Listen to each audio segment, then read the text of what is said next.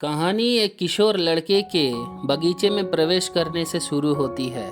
आधे चेहरे पर तेजाब गिरने से हुए हादसे में उसका चेहरा एक तरफ जल गया है।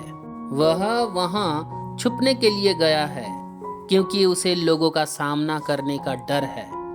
उसे ऐसा चेहरा होने पर दूसरों द्वारा छेड़े जाने का डर है। लेकिन जब वह बगीचे में प्रवेश करता है तो उसे पता चलता है कि वहां कोई और भी मौजूद है। वह उस जगह को छोड़ने की कोशिश करता है, लेकिन उसे एक बूढ़ा आदमी जो कि बगीचे के मालिक मिस्टर लैम हैं, रोक देता है। डेरी बिना अनुमति के बगीचे में प्रवेश करने के लिए अपने आप को दोषी महसूस करता है।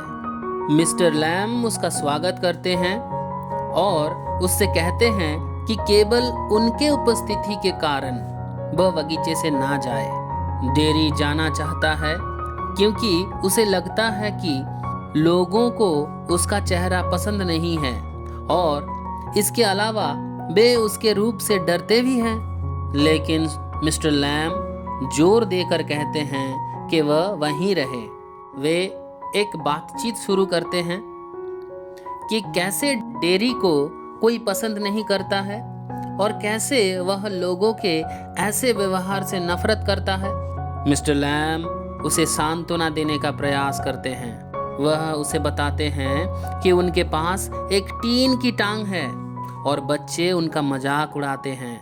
फिर भी वह उदास नहीं है और अपने जीवन का आनंद लेता है। वे दोनों विभिन्न चीजों के बारे में बात करते हैं और इससे डेरी के डर, अवसाद और उसके इस तरह की स्थिति में होने के बारे में घृणा का खुलासा होता है। लेकिन मिस्टर लैम उसे सकारात्मक बातें के बारे में सोचने के लिए कहते रहते हैं। जल्द ही वो दोस्त बन जाते हैं और मिस्टर लैम ने उसे अपने बगीचे के क्रैब एप्पल तोड़ने में मदद करने के लिए कहता है। डेरी उसे बताता है कि वह अपने घर से बहुत दूर आ गया है और उसने अपनी माँ को इस बारे में कुछ नहीं बताया था।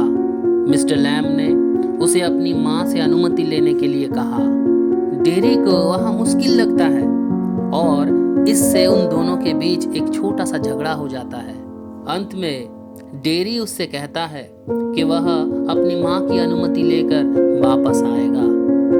उसकी माँ नहीं चाहती थी कि वह वापस आए, लेकिन वह अपना वादा पूरा करने के लिए फिर से वापस आ जाता है। इस बीच मिस्टर लैम क्रैब एप्पल तोड़ने के लिए अकेले ही सीढ़ी पर चढ़ जाते हैं क्योंकि उन्हें यकीन था कि डेरी वापस नहीं आएगा। वह विकलांग था और उसके लिए सीढ़ी चढ़ना मुश्किल था।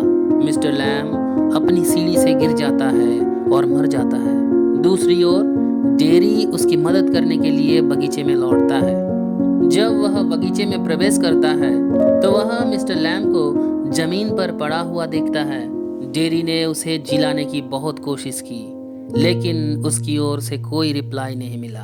अंत में उसे पता चलता है कि वह मर चुका है और रोने लगता है।